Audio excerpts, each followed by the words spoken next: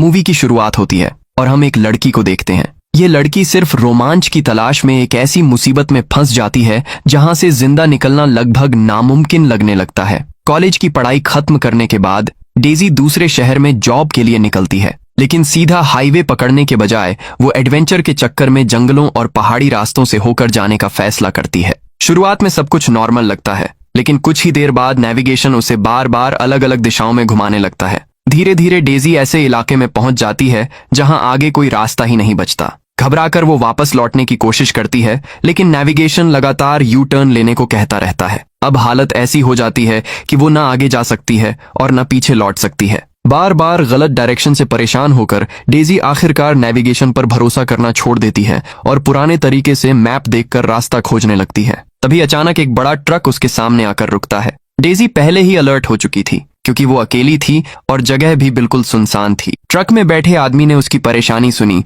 और बड़े प्यार से मैप पर रास्ता समझाने लगा। पहली नजर में वो हेल्पफुल इंसान लग रहा था, लेकिन तभी डेजी नोटिस करती है कि वो चुपके से गाड़ी का दरवाजा बंद कर देता है। उसकी ये हरकत देखकर डेजी के मन में डाउट पैदा हो जाता है। कुछ ही देर बाद वो आदमी डेजी को जबरदस्ती अपने घर चलने के लिए इनवाइट करने लगता है। उसकी जरूरत से ज्यादा दोस्ती और अजीब बिहेवियर देखकर डेजी अंदर से डर जाती है। जैसे ही वो साफ मना करती है, उस आदमी का असली चेहरा सामने आ जाता है। अचानक सिचुएशन बेकाबू हो जाती है और दो आदमी डेजी का पीछा करना शुरू कर देते हैं। डेजी अपनी जान बचाने के लिए पूरी ताकत लगाकर वहां से भागती है। उसे समझ ही नहीं आता कि कुछ मिनट पहले तक सब कुछ एकदम नॉर्मल था और अब अचानक उसकी जान पर बन आई है। भागते भागते उसकी टांग बुरी तरह घायल हो जाती है। दर्द इतना ज्यादा होता है कि उसका चलना मुश्किल हो जाता है, लेकिन पीछे से आते कदमों की आवाज उसे रुकने नहीं देती। जब वो दोनों आदमी उसके बेहद करीब पहुंच जाते हैं, तब डेजी अचानक एक भारी पत्थर उठाकर उनकी तरफ फेंक देती है। पत्थर लगते ही उनका ध्यान कुछ सेकंड के लिए भटक जाता है और उसी मौके का फायदा उठाकर डेजी घने जंगल की ओर भाग निकलती है। धीरे धीरे शाम होने लगती है। कई घंटों तक भागते रहने के बाद डेजी एक छोटी सी नदी के किनारे पहुंचती है। वो प्यास से इतनी बेहाल होती है कि पानी साफ है या गंदा इसकी परवाह किए बिना सीधे उसे पीना शुरू कर देती है। सामने फैला घना जंगल उसे पूरी तरह अकेला महसूस करवाता है। उसके चेहरे पर डर साफ दिखाई दे रहा था, लेकिन फिर भी वो खुद को हिम्मत देती रहती है कि उसे किसी भी तरह यहाँ से जिंदा निकलना होगा। रात होने पर वो जंगल में एक छिपी हुई सेफ जगह ढूंढकर वहीं रुक जाती है। पूरी रात वो डर के साए में बिताती है, लेकिन किस्मत से उस रात उस पर कोई अटैक नहीं होता। सुबह होते ही उसे अपनी घायल टांग की टेंशन सताने लगती है। इन्फेक्शन से बचने के लिए वो नदी के पानी और अपने पास रखी एक सॉफ्ट ड्रिंक से अपना घाव साफ करने लगती है। दर्द से उसकी हालत बहुत खराब हो जाती है, लेकिन फिर भी वो हिम्मत नहीं हारती। हालांकि अपनी इस जल्दबाजी में वो एक बड़ी गलती कर बैठती है। उसके घाव से निकला खून पास की पत्तियों पर लग जाता है। उधर वे दोनों आदमी अभी भी जंगल में उसे ढूंढ रहे थे। अपने क्राइम को छिपाने के लिए वे वापस उसी जगह आते हैं जहां डेजी की कार खड़ी थी। फिर वे उसकी गाड़ी लेकर एक फेक एक्सीडेंट का सीन बनाने की तैयारी करते हैं ताकि पुलिस को लगे कि लड़की की मौत एक हादसे में हुई है। दूसरी तरफ डेजी की हालत लगातार बिगड़ती जा रही थी। उसकी टांग बुरी तरह सूज चुकी थी और हर कदम पर उसे रुककर आराम करना पड़ता था। अब उसे अपने उस फैसले पर बहुत पछतावा होने लगता है। अगर वो सीधा रास्ता चुनती तो शायद अब तक अपने इंटरव्यू में पहुंच चुकी होती, लेकिन अब उसे यह भी नहीं पता था कि वो इस जंगल से कभी जिंदा बाहर निकल पाएगी या नहीं। थकी हुई डेजी फूट फूट कर रोने लगती है, लेकिन तभी अचानक ऊपर से बहुत तेज आवाज आती है। जब वो ध्यान से देखती है तो उसे समझ आता है कि उसकी कार को पहाड़ी से नीचे गिराकर एक एक्सीडेंट जैसा दिखाया जा रहा है। तभी उसे उन आदमियों की आवाज भी सुनाई देती है। वे आपस में कह रहे होते हैं कि पुलिस के आने से पहले हमें उस लड़की की डेड बॉडी ढूंढनी होगी। उन्हें पूरा यकीन था कि घायल लड़की इतनी दूर भाग ही नहीं सकती। शायद ज्यादा खून बहने की वजह से वो कहीं मर चुकी होगी, लेकिन तब भी उन्हें पेड़ों की पत्तियों पर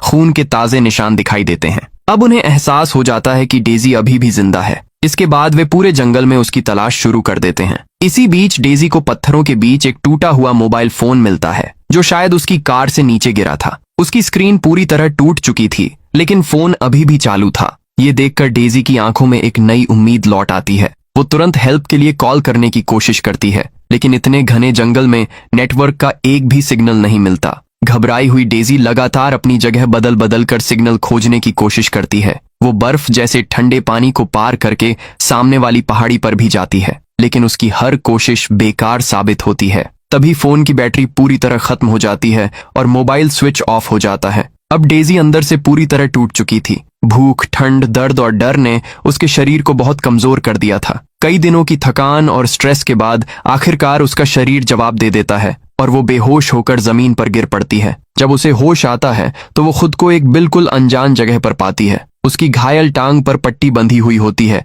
जैसे किसी ने उसका ट्रीटमेंट किया हो। डेजी धीरे धीरे उठकर बाहर निकलने की कोशिश करती है, लेकिन तभी एक आदमी उस कमरे में एंटर करता है। उसे देखते ही डेजी बुरी तरह डर जाती है। अब वो किसी भी अजनबी पर ट्रस्ट करने की हालत में बिल्कुल नहीं थी। वो तुरंत पास पड़ा एक हथियार उठा लेती है और उस आदमी को वार्निंग देती है कि वो उसके करीब आने की कोशिश न करे। डर और घबराहट ने उसके दिमाग पर पूरी तरह कब्जा कर लिया था। सामने वाला इंसान चाहे जितनी भी सफाई देता रहे, डेजी अब किसी की कोई बात मानने को तैयार नहीं थी। डेजी ने घबराहट में अपने पास रखा एक बॉक्स उठाया और उसमें भरा सफेद पाउडर सीधे उस आदमी के सिर पर फेंक दिया। अगले ही पल वो आदमी दर्द से चीख उठा। असल में वो कोई नॉर्मल पाउडर नहीं, बल्कि एक बेहद खतरनाक केमिकल था। आदमी तुरंत भागकर फ्रिज से दूध निकालता है और अपने सिर पर उड़ेलने लगता है, क्योंकि वही उस केमिकल की जलन को कम कर सकता था।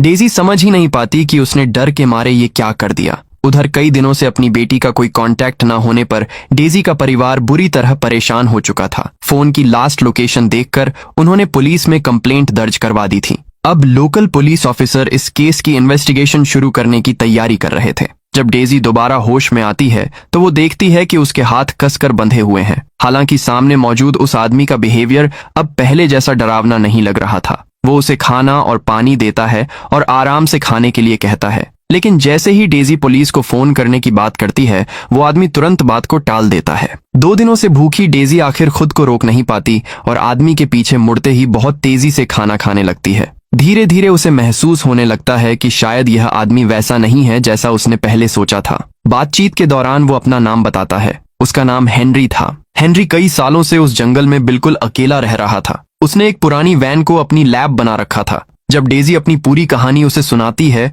तो हेनरी तुरंत समझ जाता है कि उसका पीछा करने वाले वे दोनों आदमी असल में कौन थे। तभी बाहर से अचानक कोई आवाज आती है। हेनरी का चेहरा एकदम सीरियस हो जाता है। उसके एक्सप्रेशंस देखकर डेजी समझ जाती है कि बाहर जरूर वही लोग होंगे जिनसे वो अपनी जान बचाकर भागी थी। और सच में बाहर वही दोनों आदमी खड़े थे। असल में उस जंगल में रहने वाले सिर्फ यही 3 लोग थे और ये कई सालों से एक साथ काम कर रहे थे। हेनरी तैयार करता था और बाकी दोनों आदमी वो माल सप्लाई करने का काम करते थे। लेकिन इस बार वे बिजनेस के लिए नहीं आए थे।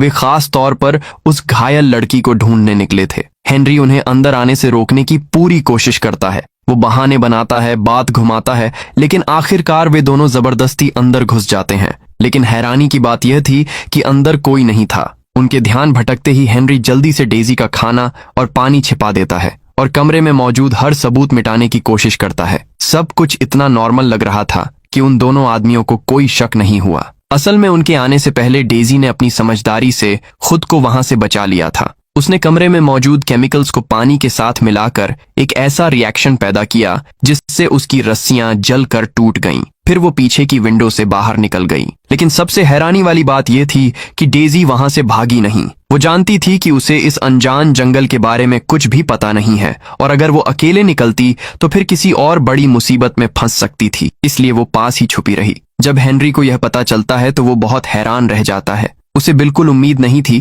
कि शहर में पली बड़ी एक लड़की को केमिस्ट्री की इतनी अच्छी समझ होगी। डेजी भी अपनी गलती मानती है कि शुरुआत में उसे समझ नहीं आया था कि वो सफेद पाउडर कितना खतरनाक है, इसलिए उसने डर में आकर वो हरकत कर दी थी। वो हेनरी से माफी मांगती है। धीरे धीरे दोनों के बीच बातचीत बढ़ने लगती है। डेजी उससे पूछती है कि अगर हेनरी उसकी मदद करना चाहता है तो वो उसे यहाँ से जाने क्यों नहीं देता। तब हेनरी उसे सच बताता है। उसके पास कोई गाड़ी नहीं थी और सबसे नजदीकी सड़क या छोटा शहर भी वहां से करीब 20 माइल दूर था। डेजी की हालत ऐसी बिल्कुल नहीं थी कि वो इतनी दूर पैदल जा सके। ऊपर से जंगल इतना घना था कि वो अपना रास्ता भटक सकती थी। हालांकि हेनरी उससे प्रॉमिस करता है कि कुछ दिनों बाद उसका आखिरी माल तैयार हो जाएगा और तब वो खुद उसे वहां से सुरक्षित बाहर ले जाएगा। यह सुनकर डेजी को पहली बार थोड़ा सुकून मिलता है। दिन गुजरने लगते हैं और दोनों के बीच ट्रस्ट बढ़ता जाता है। अब डेजी का भरोसा उस पर पूरी तरह बनने लगा था, लेकिन अभी भी उसे यह नहीं पता था कि असली गेम क्या चल रहा है। फिर एक दिन अचानक एक पुलिस ऑफिसर वहां पहुंचती है और सारी सच्चाई सामने आने लगती है। असल में हेनरी और वे दोनों आदमी उसी लेडी ऑफिसर के लिए काम करते थे। वही इस पूरे नेटवर्क की असली बॉस थी। उसी की प्रोटेक्शन में वे दोनों आदमी सालों से जंगल में लड़कियों का शिकार करते आ रहे थे। ना जाने कितनी मासूम लड़कियां उनकी वजह से गायब हो चुकी थीं। जब डेजी पहली बार जंगल में पहुंची थी तब मैट और उसका साथी एक डेड बॉडी छिपा रहे थे। उन्हें लगा कि डेजी ने सब कुछ अपनी आंखों से देख लिया है, इसलिए वे उसे ढूंढकर मार देना चाहते थे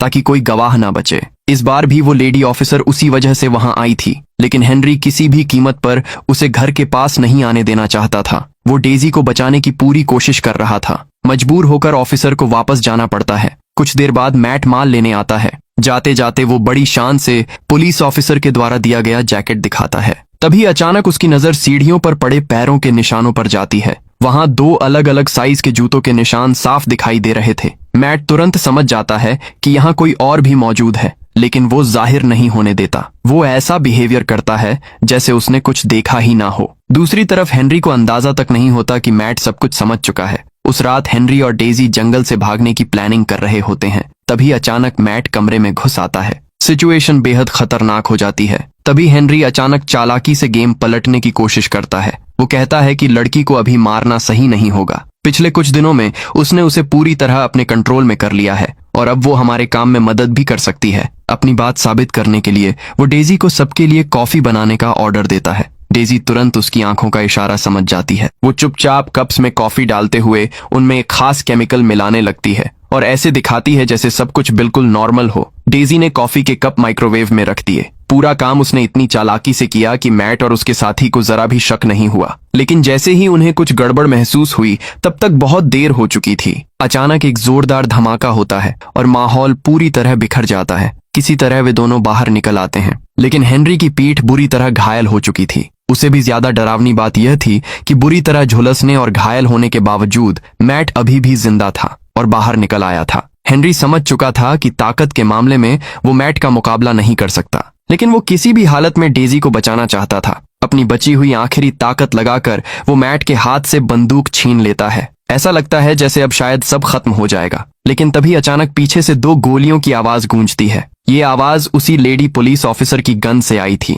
गोलियों की आवाज सुनते ही डेजी समझ जाती है कि कुछ बहुत बुरा हो चुका है। उसका दिल टूट जाता है, लेकिन अब वहां रुकने का मतलब सीधे मौत था। वो अपने दर्द और डर को अपनी ताकत बनाकर वहां से भागना शुरू कर देती है। उधर लेडी ऑफिसर को अब पूरे हालात का अंदाजा हो चुका था, लेकिन उसके चेहरे पर डर या घबराहट का कोई निशान नहीं था। उसकी सबसे बड़ी टेंशन सिर्फ आखिरी ड्रग्स का माल था जो सुरक्षित उसकी गाड़ी में रखा हुआ था। अब उसके रास्ते में बस एक ही रुकावट बची थी, डेजी। इसलिए उसने फैसला कर लिया कि डेजी को हर हाल में खत्म करना होगा। कई घंटों तक भागते रहने और जान की बाजी लगाने के बाद आखिरकार डेजी किसी तरह मेन रोड तक पहुंच जाती है। लेकिन उसकी किस्मत इतनी खराब थी कि वहां उसे वही लेडी ऑफिसर मिलती है। हालांकि डेजी ने उसे पहले कभी देखा नहीं था, लेकिन उसे उसकी आवाज अच्छे से याद थी। जब वो पहले हेनरी के घर में छुपी हुई थी तब उसने उसी ऑफिसर को हेनरी से बात करते सुना था। इसलिए जैसे ही ऑफिसर ने पहली बार उससे बात की, डेजी तुरंत समझ गई कि अब वो बहुत बड़े खतरे में है। वो लेडी ऑफिसर बंदूक के दम पर उसे अपने साथ ले जाती है। दोनों एक नदी के किनारे पहुंचते हैं। अब वो ऑफिसर अपनी आखिरी प्लानिंग पूरी करने वाली थी। डेजी कितनी भी रिक्वेस्ट करे, वो औरत बिल्कुल पत्थर दिल बनी रहती है। डेजी समझ चुकी थी कि ऑफिसर उसे मारकर उसकी मौत को पानी में डूबने का एक्सीडेंट दिखाना चाहती है। जब डेजी पानी में उतरती है, शायद वहीं से भाग निकलने की उसकी आखिरी उम्मीद थी, लेकिन ऑफिसर पहले से तैयार थी। वो तुरंत डेजी को पकड़कर बेरहमी से पानी में धक्का दे देती है। कमजोर और घायल डेजी उसकी ताकत के सामने टिक नहीं पाती। वो बार बार खुद को छुड़ाने की कोशिश करती है, लेकिन हर कोशिश बेकार साबित होती है। धीरे धीरे उसकी सांसें टूटने लगती हैं। लेकिन तभी मौत और जिंदगी के बीच के उस आखिरी पल में डेजी को याद आता है कि उसने लैब से एक छोटा सा हथियार अपने बचाव के लिए छिपा कर रखा था। वो तुरंत उसे निकालती है और पूरी ताकत से उस ऑफिसर पर अटैक कर देती है। यहीं आकर इस खौफनाक कहानी का अंत होने लगता है। वो करप्ट पुलिस ऑफिसर जिसने अपनी पावर का इस्तेमाल करके सालों तक क्रिमिनल्स का साथ दिया, मासूम लोगों की जान ली और उस जंगल को नर्क बना दिया था, आखिरकार अपने अंजाम तक पहुंच जाती है। डेजी आखिरकार उस डरावने जंगल से जिंदा बाहर निकल आती है, लेकिन उसके चेहरे पर कोई खुशी नहीं होती। उसकी आंखों में सिर्फ खालीपन और सदमा दिखाई देता है। जो कुछ उसने देखा और सहा था, उसने उसकी सोच हमेशा के लिए बदल दी थी। दोस्तों, अगर आपको डेजी की यह सर्वाइवल स्टोरी और मूवी की एक्सप्लेनेशन पसंद आई हो तो इस वीडियो को लाइक जरूर करें अपने दोस्तों के साथ इसे शेयर करें और चैनल को सब्सक्राइब करके बेल आइकॉन भी दबा दें ताकि आने वाली कोई भी नई कहानी आपसे मिस ना हो।